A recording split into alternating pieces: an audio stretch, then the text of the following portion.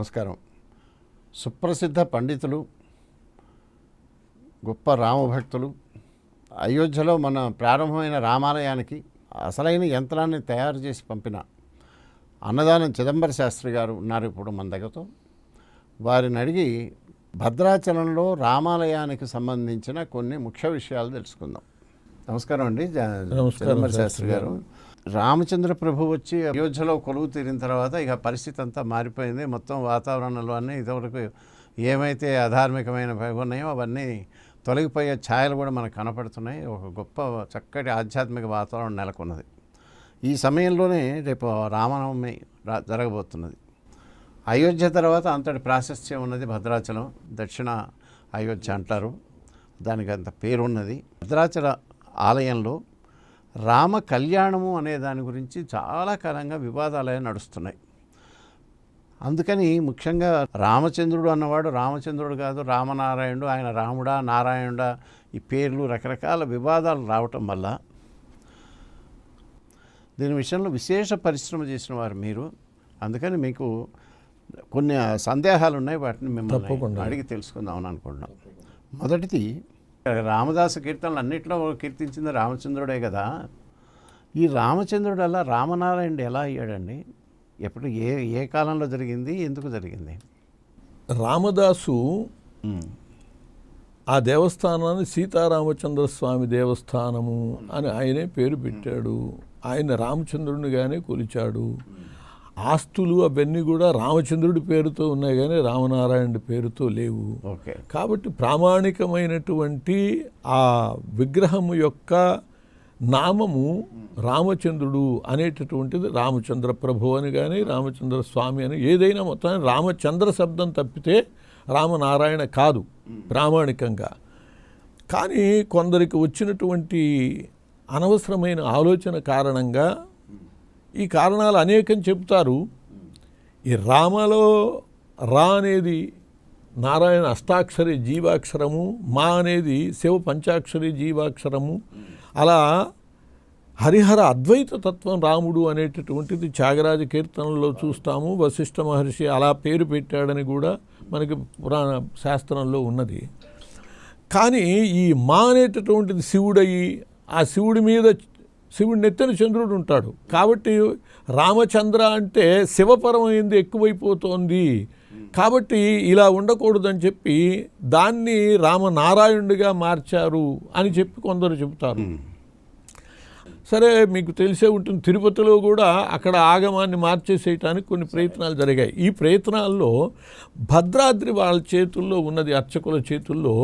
ఇక్కడ నారాయణ లేడు, నారాయణుడు మావాడు అనుకునేవాళ్ళు. ఇక్కడ నారాయణ లేకపోతే బాగుండదు కాబట్టి అందువల్ల రాముడికి నారాయణ తగిలించి రామనారాయణ అంటే సరిపోతుంది అని అలా రామనారాయణ చేశారు అని చెప్పి ఒక పక్షం చెబుతున్నారు వాళ్ళే.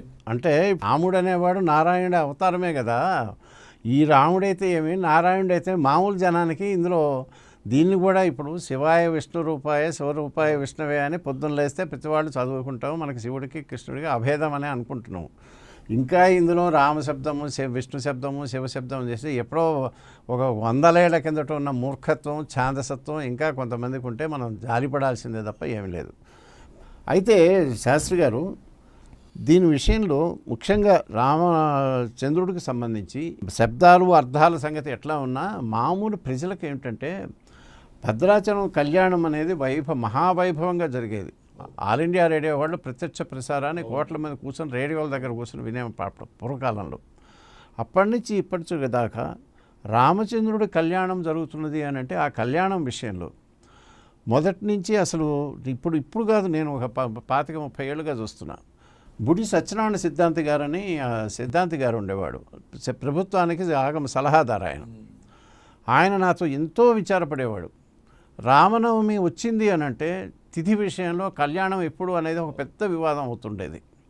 దానికి ఆయన ఎన్ని ప్రమాణాలు చూపించినా ప్రభుత్వమే శ్రీరామనవమిని సెలవు ప్రకటించిన తర్వాత కూడా భద్రాచలం నుంచి కొన్ని వర్గాల ద్వారా ఒత్తిడి వచ్చి అలజడి రావటం కారణంగా అది మార్చటము, తర్వాత లోకమంతా రామనవమికి చేసుకున్న మర్నాడు చేయటము అందుకనే నేను ఒకసారి ఆంధ్రభూమిలో నేను సంపాదకత్వం వహించిన పత్రికలో శ్రీరామ దశమి అని పెట్టాం, హెడ్డింగ్ పెట్టి రాశాను. ఇదేమిటి, దీనికి ఆయన ఎన్నో ప్రమాణాలు చూపించాడు. అంటే ఇప్పుడు ఎందుకనంటే ఇప్పుడు ఏదో భద్రాచలం విషయము అంటే అన్నదానం చిదంబర శాస్త్రి గారు ఒకడే దురుద్దేశపూరితంగా రేకెత్తిచ్చాడు అనేటువంటి ప్రచారము భయంకరంగా జరుగుతున్నది. తీరి కూర్చుకుని కాదు, మీరు రంగంలోకి దిగటానికి కనీసం ఒక దశాబ్దం కిందటి నుంచి నలుగుతున్నటువంటి వివాదం. శాస్త్రి గారు ఇప్పుడు ఈ విషయంలో చాలామందికి మనసులు చాలా గాయపడ్డాయి. దాదాపుగా 10 సంవత్సరాల కిందనే చల్లపల్లి వెంకట చలపతిరావు గారిని శ్రీరామ భక్త సమాజం చేసి చాలా వైభవంగా గొప్ప రామభక్తుడు ఆయన, ఇప్పుడు లేరు. ఆయన ఎంతో బాధతో చెప్పారు, ప్రవరలో మారుతున్నది, ప్రవర ఉన్నటువంటి మార్చేశారు అని. తర్వాత ఏమైందంటే ఇక రామనారాయణ అనేది తర్వాత వచ్చింది. ఈ ప్రవర విషయంలో అసలు ఆ వివాదం ఎట్లా వచ్చింది, దానిలో మార్చాల్సిన పరిస్థితి ఏమొచ్చిందండి? శ్రీరామచంద్రునకు గోత్రము వశిష్ఠ గోత్రం అవుతుందండి. దానికి కూడా శాస్త్ర ప్రమాణం ఉన్నది. ఏమిటంటే క్షత్రియులకి పురోహితుడే గోత్ర ఋషి అవుతాడు. ఇక్ష్వాకు వంశం వారికి శ్రీరామచంద్రుడు, దశరథుడు, వీళ్ళకి పురోహితులు ఎవరు? వశిష్ఠుడు. కాబట్టి వాళ్ళ గోత్రం వశిష్ఠ గోత్రమే అవుతుంది. అట్లాగే జనక మహారాజుకి పురోహితుడు గౌతముడు. కాబట్టి వాళ్ళ గోత్రం గౌతమ గోత్రం అవుతుంది, గౌతమ గోత్రం అవుతుంది. అట్లాగే చిరకాలంగా రామదాసు కాలం నుంచి జరుగుతూ ఉన్నది. మధ్యలో ఎవరికో దీన్ని రామకళ్యాణంగా కాకుండా తమకిష్టమైనటువంటి లక్ష్మీనారాయణ కళ్యాణంగా చెయ్యాలి అనేటటువంటి ఒక దురాలోచన వచ్చి ఉంటుంది. దాంతో వాళ్ళు ఏం చేశారంటే శ్రీరామచంద్రుడి సీతారాముల యొక్క ప్రవరల్ని ఎత్తేసేసి లక్ష్మీనారాయణుల ప్రవరల్ని చెప్పటం మొదలుపెట్టారు. అది సంప్రదాయబద్ధంగా ఎప్పటి నుంచో జరుగుతున్నదేమో ఈ ప్రవర. దీనికి ఒకటే నిదర్శనం అండి. రామదాసు అప్పుడు ఏ గోత్ర ప్రవరలు చెప్పాడో ఆ గోత్ర ప్రవరలే రాష్ట్రమంతా కూడా చెబుతున్నారు. అవును, రాష్ట్రమంతా ఇదే గోత్ర ప్రవరలతో ఉన్నది, మూలస్థానంలో మాత్రం మార్చారు. ఇప్పుడు మీరు చూడండి, ఏ వేదిక మీదైన కళ్యాణాల్లో వశిష్ఠ గోత్రం గౌతమ గోత్రమే చెబుతున్నారు, అక్కడ మాత్రం మారింది. అంటే అర్థం ఏమిటి? ఖచ్చితంగా ఇది అక్కడ తర్వాత కాలంలో మారినట్లే అని అర్థమైపోతుంది కదా. అసలు ఆ గుడికి స్థాపకుడు చేసింది మొత్తానికి మూల పురుషుడైనటువంటి వాడే ఏదైతే చేశాడో దాన్ని ఏ అధికారంతో మార్చారండి? అసలు ఇప్పుడు అర్చకులు అంటున్నారు మీరు, ఏ గుడికి సంబంధించిన గోత్ర ప్రభులు మార్చే అధికారం మనకు తెలిసినంతలో తిరుమలలోనే అర్చక వ్యవస్థలోనే మొత్తం నిర్వీర్యం అయిపోయింది. మొత్తం దేవాలయ వ్యవస్థ అంతా ప్రభుత్వం గుత్తాధిపత్యంలో ఉన్నది.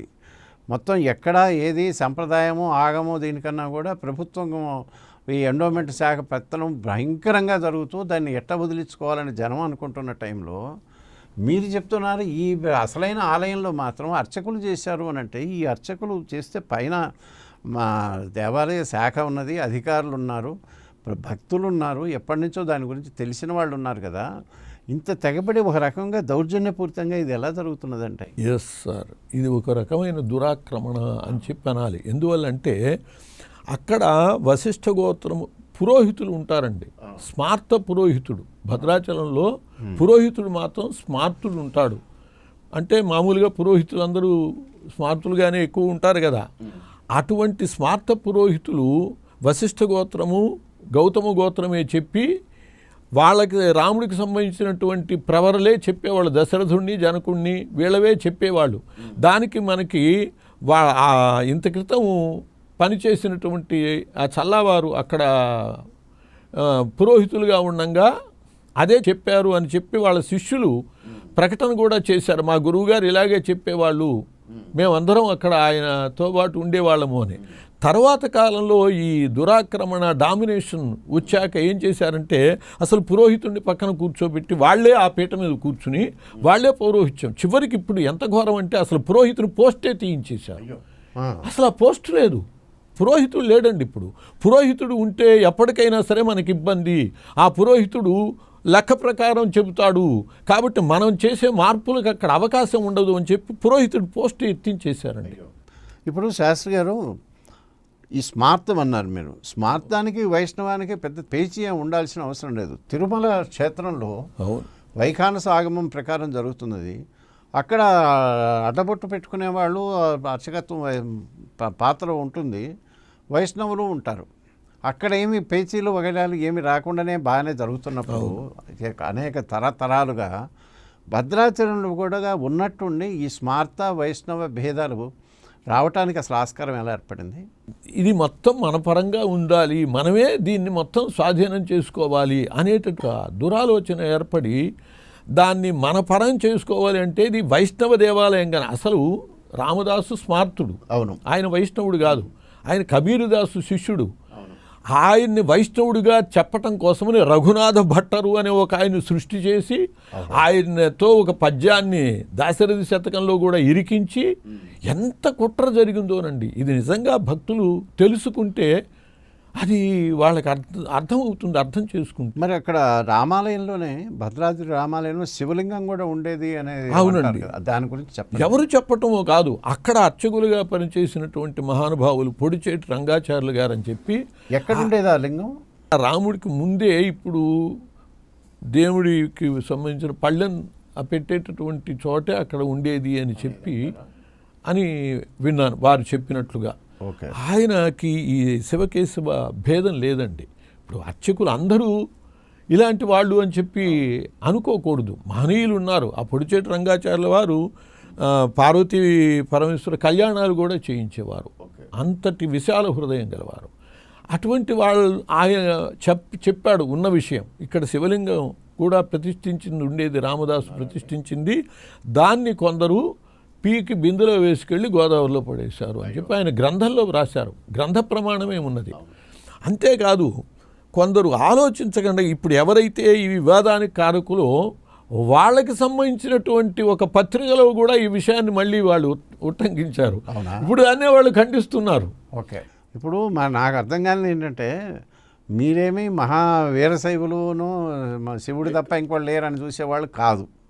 మీరు ముందు రామభక్తులు, అయోధ్య రామాలయం చూసే లక్ష్మీనారాయణ పూజ చేయకుండా నేను భోజనం చేయను. రామభక్తులు, రామచంద్రుడి దేవస్థానం అది అయినప్పుడు మీరు ఇది చూసి మీరు పుస్తకం రాశారు. అసలు ఫస్ట్ ప్రపంచాన్ని దృష్టికి తెచ్చింది మీరు. ఘోరాపచారములు అని మీరు చెప్పారు. అసలు ముందు మీరు ఎందుకు రాశారు ఆ ఘోరాపచారాల పుస్తకం? మీరు దీనిలోకి ఎట్లా దిగారు చెప్పండి. నేను అయోధ్య రామయంత్ర బాధ్యతను నాకు ఇవ్వటం వల్ల అయోధ్యలో చాలా కాలం అనుష్ఠానం చేశాను. దక్షిణ అయోధ్య కదా, భద్రాద్రిలో కూడా ఆ రామ మంత్రానుష్ఠానం చేస్తే ఆ యంత్రానికి పరిపూర్ణత చేకూరుతుంది అని చెప్పి భద్రాచలం వెళ్ళి కొన్నాళ్ళు అక్కడ అనుష్ఠానం చేయటం జరిగిందండి. ఇప్పుడు ఏ సంవత్సరంలో? 2014లో. ఆ సమయంలో నిత్య కళ్యాణంలో ఈ గోత్ర ప్రవర్లు మార్చి చెప్పటం విన్నాను. నేను వాళ్ళని అడిగాను, ఏమిటండి ఇట్లా మార్చి చెబుతున్నారు అని అంటే ఇక్కడ ఇంతే అన్నారు. అప్పుడు దాని గురించి పరిశీలన చేశానండి. అంటే ఆ దేవస్థానం అంతకుముందు వేరే గోత్ర ప్రవణలు మీరు వినున్నారా? అది తర్వాత నేను దీని పరిశీలనలోకి వెళ్ళినప్పుడు అంతక్రితం కళ్యాణాల్లో రామచంద్ర స్వామినే వరాయ అని చెప్పినటువంటి వీడియో ఉన్నది నా దగ్గర ఉన్నాయి. అట్లాగే ఇప్పుడు రామనారాయణ స్వామినే వరాయ అని చెప్పే వీడియో కూడా ఉన్నది. కొంతమంది స్వాములు వచ్చి అక్కడ ధర్నా కూడా చేయాల్సిన పరిస్థితి వచ్చింది. దాన్ని మార్చాలి పెద్ద ఆందోళన జరిగినాయి. వాళ్ళు ఏం చెబుతున్నారు, ఈ రామనారాయణ అనేది రామదాసు కాలం నుంచి వచ్చింది అని చెబుతున్నారు. వాళ్ళ అర్చకులే రామచంద్ర స్వామినే వరాయ అని ఇవాళ చెబితే జరిగిందండి. ఆ వీడియోలు కూడా ఉన్నాయి మన దగ్గర. ఇటీవల కూడా రామచంద్ర స్వామినే వరాయ అని చెప్పి, అంటే ఇప్పుడు ఈ కుటిలంలో లేనిటువంటి పూర్వీకులు రామచంద్ర స్వామినే వరాయ అనే చెప్పేవాళ్ళు అంటానికి అదే నిదర్శనం. అంతేకాదండి, హనుమకొండ నుంచి ఒక ఆయన ఇక్కడ గోత్రప్రవర్లని తెలియజేయమని చెప్పి అడిగితే అక్కడ ప్రధానంగా ఉండేటటువంటి రామకృష్ణమాచార్యులు గారు అని చెప్పి ఆయన గతించారు, రిటైర్ అయ్యాక. ఆయన వాళ్ళకి లెటర్ రాశారు. స్వదస్తూరితో ఆయన రాసిన దాంట్లో రామచంద్ర స్వామినే వరాయ అని చెప్పి చక్కగా రాశారు. ఆ లెటర్ని వాళ్ళు నాకు పంపించారు. ఒరిజినలే రిజిస్టర్ పోస్ట్లో పంపారు. అయ్యా మీరు రాముడి కోసం తంటాలు పడుతున్నారు, మీకు ఉపయోగపడుతుందేమో అని. అంతా వాళ్ళ వెనకటి వాళ్ళు చెప్పిన దానికంటే భిన్నంగా జరుగుతుంది అంటానికి ప్రమాణాలు చాలా ఉన్నాయి. రామదాసు కాలం నుంచి జరుగుతుంది అని బొంకుతారు. మరి అసలు రామదాసే అద్వైతి, ఆయన ద్వైత వైష్ణవుడు అది కూడా ఒక వివాదమైంది, అదే దాని గురించి కూడా చెప్పండి. ఆయనని అద్వైతిగా అంగీకరిస్తే ఇక్కడ వీళ్ళు ప్రతిపాదించేటటువంటి గోత్రప్రవర్ల ప్రమాణాలు ఇవన్నీ కూడా ఆయన ఇది చెప్పాడంటానికి వీల్లేదుగా. వాళ్ళు ఏం చెబుతున్నారు, 350 సంవత్సరాల నుంచి రామదాసు కాలం నుంచి ఇదే వస్తుంది అంటున్నాడు. మరి రామదాసు కాలంలో రామదాసు కనుక స్మార్తుడే ఎట్లయితే ఇవి రాదు కదా. అవును. కాబట్టి రామదాసుని వైష్ణవుడిని చేసి కూర్చోపెట్టాలి అని చెప్పి ఆలోచన వచ్చి, మరి ఆయన కబీర్దాస్ శిష్యుడు అయితే ఇబ్బంది అవుతుందని రఘునాథ భట్టర్ అని ఆయన ఒక గురువును కూడా మార్చారు. అబ్బో ఎన్ని రకాలు చేయాలో అన్ని రకాలు చేశారు.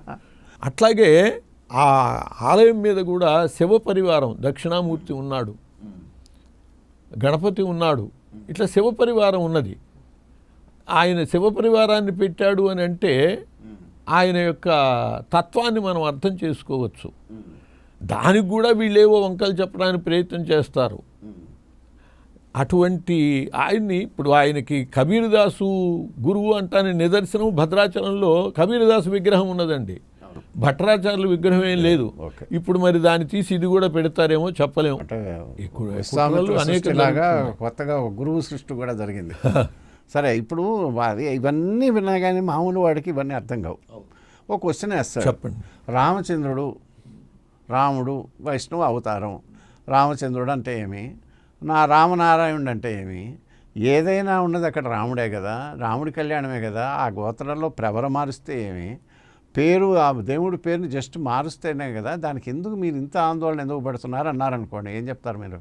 అయ్యా, మీరు దేవాలయానికి వెళ్ళారు, మీ పేరు చెప్పి నా పేరుతో పూజ చేయమన్నారు, వెంటనే ఆ పూజారి ఏమడుగుతారండి, మీ గోత్రం ఏమిటి అని అడుగుతాడు. అంటే ఆ గోత్రానికి సంబంధించిన మీరైతేనే ఆ పూజ మీదవుతుంది. కాబట్టి ఎంత ప్రమాణం కాకపోతే వెళ్ళంగానే మనల్ని గోత్రం అడుగుతున్నారు. కాబట్టి గోత్రం యొక్క ప్రాముఖ్యత, ఆ గోత్రం వాడైతేనే ఆయన అవుతాడు, ఆ గోత్రం వాడు కాకపోతే ఆయన కాడు అని అర్థం అవుతుంది కదా. మరి ఇప్పుడు ఆ రాముడికి వశిష్ఠ గోత్రం చెబితే ఆయన రాముడు అవుతాడు, కానీ గోత్రం మారిస్తే ఆయన అసలు ఆయనే కాడు. ఇంకో ముఖ్యమైన రహస్యం చెబుతున్నాను వినండి. శాస్త్రంలో రాముని గోత్రం ఉన్నది, రామచంద్రుడి గోత్రం ఉన్నది, వశిష్ఠ గోత్రము, దశరథుడు, అజుడు, నాభాగుడు, ప్రవర ఉన్నది. నారాయణునికి గోత్ర ప్రవరులు ఉన్నాయి, అచ్యుత గోత్రము, వాళ్ళ విశ్వంభర శర్మ, ఇవి ఉన్నాయి. రాముడికి ఉన్నాయి, నారాయణునికి ఉన్నాయి. రామనారాయణునికి ఎక్కడా లేవండి. ఎవరన్నా చూపించమనండి, ఏ గ్రంథంలో కూడా వాళ్ళు చూపలేరు. అసలు శబ్దమే వీళ్ళు కల్పించిందా, లేవు. కాబట్టి రామనారాయణునికి గోత్రప్రవరు లేనప్పుడు చెప్పాల్సినవేవి చెప్పాలి, రాముడివన్నా చెప్పాలి, నారాయణువన్నా చెప్పాలి. అసలు ఈ దేవాలయం రాముడిదే నారాయణుడిదే. రాముడిది అయితే రాముడి దేవాలయం అయితే రాముడి గోత్రప్రవరులు చెప్పాలి, నారాయణుడి దేవాలయం అయితే నారాయణుడివి చెప్పాలి. మరి ఇది రామాలయమా విష్ణుఆలయమో, మీరు నారాయణ ఆలయమో మీరు చెప్పండి నాకు. అది కాక ఇది అసలు ఏ ఆలయం చెప్పండి నాకు. మరి రామాలయం అయినప్పుడు నారాయణుడు చెబుతున్నారు అంటే అర్థం ఏమిటి, అది తప్పు చేస్తున్నట్లే. అది కూడా ఒక 30 ఏళ్ల కిందటి దాకా అదే చెప్పారు కదా. ఉన్నటువంటి అది ఇలాంటి ముఖ్యమైన నిర్ణయం జరిగేటప్పుడు ధర్మాచార్యులను సంప్రదించడం, అందరికీ చెప్పటం, ఒక విధాన నిర్ణయం అనేది ఏమైనా జరిగిందా, అసలు ఉన్నట్టుండి మార్చేశారా? ధర్మకర్తల మండలి వాళ్ళు కూడా, అధ్యక్షుల వాళ్ళు కూడా ఇది మా కాలంలో ఇలా చెప్పలేదు అని చెప్పినటువంటి వీడియోల ప్రమాణాలు ఉన్నాయి. ఓకే. ఒక ఈఓ గారు, రఘునాథ్ గారు అని చెప్పి, ఆ ఈఓ గారు ఇదేమిటి ఈ గోత్ర ప్రవరలు చెబుతున్నారు, ఈ రామనారాయణ అంటున్నారేంటి, ఇది చెప్పడానికి వీల్లేదు అని చెప్పి ఆయన అడ్డం తిరిగాడండి. అడ్డం తిరిగి అసలు ఇలా చెప్తున్నటువంటి వాళ్ళు వీళ్ళని మార్చేసేయండి అని చెప్పి ఆయన రాస్తే, వాళ్ళకున్న పవర్తో వాళ్ళని మార్చటం కాదు, ఆ ఈవోని మార్చారు. మార్చటమే కాదు, అసలు కొంతకాలం చాలా క్షోభపడ్డాడు ఆయన, రాసి ఇచ్చాడు ఆ గ్రంథంలోకి. ఎంతైనా భయపెట్టే పరిస్థితి అయితే లేదు. ఇదివరకు ఉన్న వ్యవస్థ వేరు, ఇప్పుడు వ్యవస్థ వేరు. శాస్త్రి గారు, వీళ్ళేం సర్వస్వతంత్రులు గారు. ఇప్పుడున్న వ్యవస్థలో రాజకీయ వ్యవస్థ వీళ్ళదే చెప్పినట్టే నడవాలి. తర్వాత ఈ వివాదం వచ్చిన ఈ 10 ఏళ్ళుగా ముదిరింది వివాదం. ఈ 10 ఏళ్ళుగాను రాజ్యం వెళ్ళింది తెలంగాణ రాష్ట్ర సమితి, కేసీఆర్ గారు. ఈ చంద్రశేఖరరావు గారికి దైవభక్తి ఉన్నది, కాస్త ధార్మిక విషయాల మీద శ్రద్ధ, ఆసక్తి ఉన్నవాడు, చాలామంది ముఖ్యమంత్రుల కన్నా మెరుగు. భద్రాచలం యాదగిరిగుట్ట దేవస్థానాన్ని కూడా పునర్నిర్మించిన వాడు, ఆయనకు ఉన్నది. మరి ఆయనకు కూడా చెప్పే ప్రయత్నం చేసినా కూడా చాలామంది చెప్పే ప్రయత్నాలే చేశారు. మన వనం జ్వాలా నరసింహారావు గారిని సీఎం పిఆర్ఓ ఉన్నారు, ఆయన దాని విషయంలో చాలా ఆందోళన వ్యక్తం చేశాడు. ఎంతోమంది చెప్పినా కానీ జరగకపోవటము.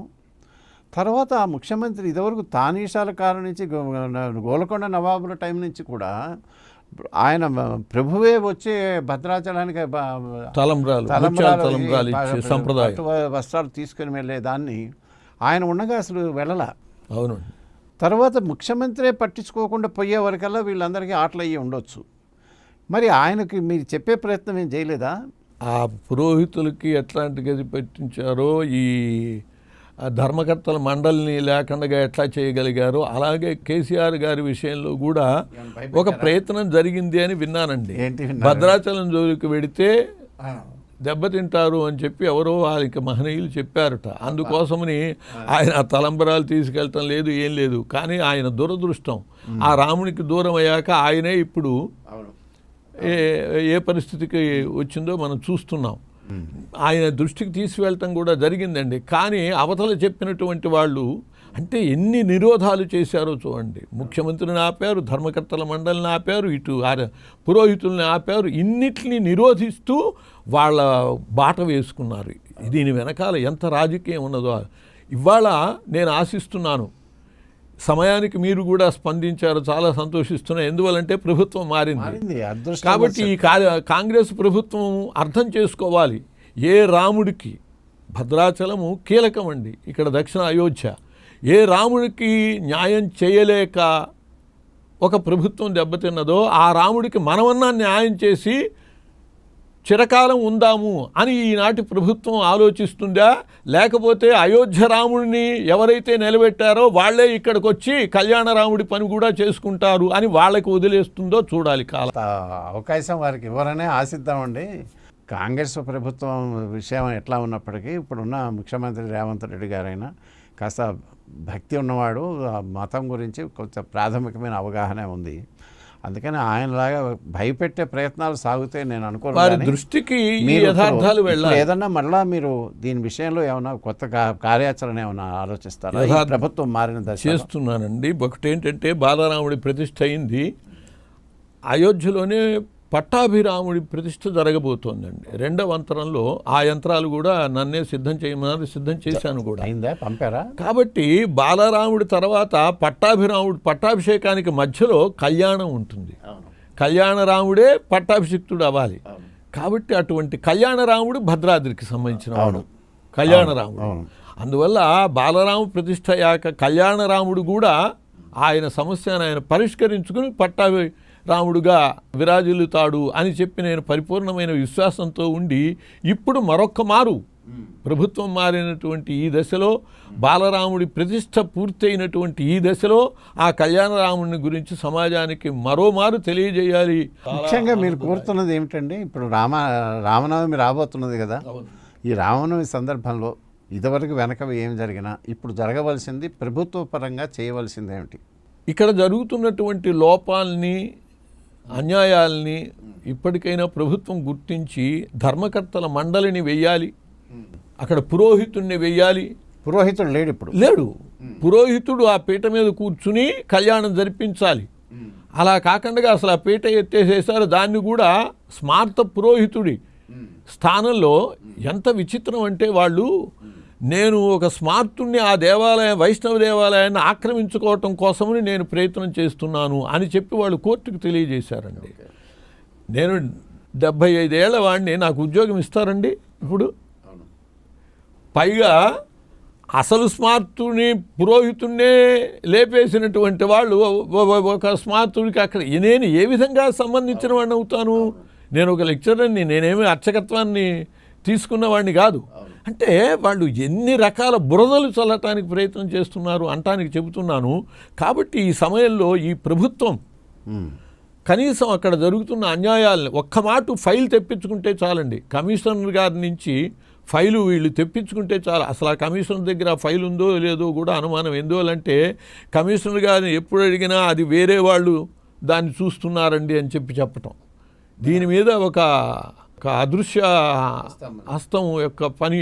ఇప్పుడు మరి ఎగ్జిక్యూటివ్ ఆఫీసర్ ఉంటారు కదా, వాళ్ళకి తెలీదా ఎక్కడ ఏం జరుగుతున్నది అనేది ఇప్పుడు పరిస్థితి? వాళ్ళకి తెలుసండి, కానీ వాళ్ళకి పైన కమిషనరు వాళ్ళని నియమించినటువంటి వాళ్ళు పైన కొన్ని అదృశ్య హస్తాలు ఉండటంతో ఇది ఎక్కడికక్కడ అణిచివేయబడుతున్నాయి.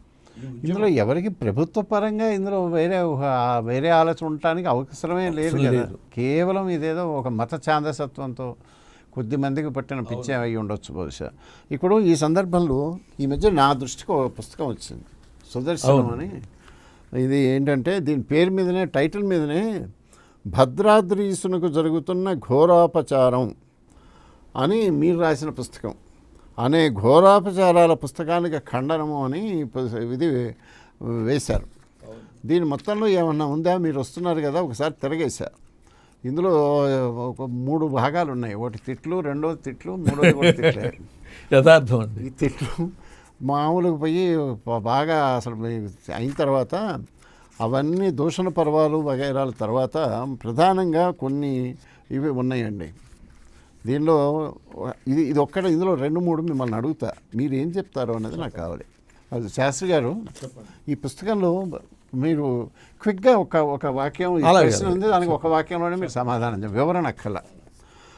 అన్నదానం చిదంబర శాస్త్రి గారు ఈ కింది ప్రశ్నలకు సమాధానం చెప్పి తీరాలి, లేదా చెంపలేసుకొని ఈ చెత్త పుస్తకాన్ని తన చేతులతోనే చింపి క్షమాపణను వేడుకోవాలి. ఇది ఛాలెంజ్. దివ్యక్షేత్రమైన భద్రాద్రిలోని శ్రీరాముని సన్నిధిలో శివలింగం ఉండేనా? ఏమంటారు చెప్పండి, ఒక వాక్యం. ఉన్నది అని వాళ్ళ అర్చకుడు చెప్పాడు. అదే నాకు ప్రమాణం. అర్చకుడి కంటే ప్రమాణం ఏముంటుంది చెప్పండి? గర్భాలయంలో పూజలు చేసినటువంటి ఆయనే చెప్పింది. ఓకే. 2, అది స్వయం వ్యక్తమా ప్రతిష్ఠితమా? మీరు ఒకసారి స్వయం వ్యక్తం అన్నారట, ఇంకోసారి ప్రతిష్ఠితం అన్నారట. ఎందుకని మాట మారుస్తున్నారు? స్వయం వ్యక్తం ఏం అనలేదు, ఎక్కడ అనలేదు. అది రామదాసు ప్రతిష్ఠించాడనే, శివలింగాన్ని ప్రతిష్ఠించాడనే చెప్పారు. గ్రంథ ప్రమాణాలతో చెప్పిందే తప్పితే నేను అప్పుడేం లేను కదా ఆ కాలంలో. ప్రతిష్ఠితమైతే ఎవరు ప్రతిష్ఠించారు, ఏ కాలంలో? రామదాసే ప్రతిష్ఠించాడని చెప్పి. ఓకే. ఏ కాలంలో దాన్ని పీకేశారు? అది పొడిచేటి రంగాచార్యులు గారు పీకారన్నారు తప్పితే కాలం చెప్పలేదు. ఆ లింగాన్ని పీకి నదిలో పడేసిన అర్చకుల పేరేమిటి? రంగాచార్యులు గారు వాళ్ళ పేరు రాయలేదు, ఎందుకంటే ఆయన్ని పీకేస్తారు. ఇప్పటికే ఆయన మెంటల్ వాడని చెప్పి ఆయన మీద ప్రచారం చేసి ఆయన రాసిన గ్రంథాలన్నీ గోదావరిలో పడేశారటండి, వాళ్ళే చెప్పుకున్నారు. ఓకే. గోదావరిలో పడేసిన తర్వాత మళ్ళీ గర్భగుడిలో వెలిసే మహిమగల శివలింగం కదా, మరి గోదావరిలో పడవేయక మునిపే అది గర్భగుడిలోనికి ఎందుకు చేరలేదు? ఇది క్వశ్చన్. వాళ్ళు ఏదో ఆ శివుణ్ణి గురించి ప్రశ్న వేస్తే అది దాని యొక్క అనుభవాలు ఆయన రాశాడు, మళ్ళీ తిరిగి వచ్చిందని కూడా రాశారు ఆయన. పొడిచేటి రంగాచార్యుల వారు అవి పీడ వదిలింది అనుకున్నాము, అయినా మళ్ళీ వచ్చింది. ఆ శివలింగం ఇప్పుడు ఉన్నదండి. చాలా ముఖ్యంగా మీరు గ్రహించవలసింది ఏమిటంటే అది ఎక్కడికి వెళ్ళలేదు, అది తిరిగి వచ్చింది.